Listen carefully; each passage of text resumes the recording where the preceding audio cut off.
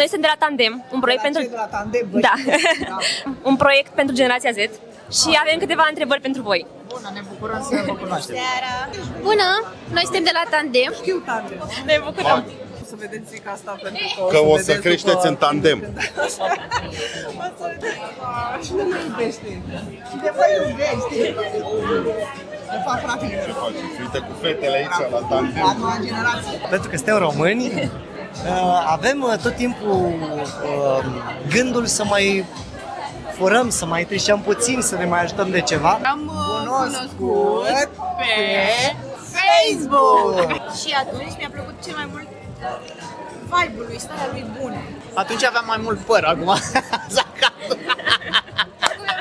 Radu Bucălaie, 34 de ani, n-am depășit nimic. Nici o frică, nici o... Nimic? Deci s-a accentuat Mai, da. Uneori n-am chef să stau, știi, degeaba. Că stăm mult degeaba. Eu cred că ea nu are rochiță, deci nu are rochie acasă. Și Doc știm că are doar pantaloni scurți, că a fost și la nuntă ei. Ești imprevizibil. Imprevizibil. Asta a fost superputerea noastră, Ha! imprevizibilitatea.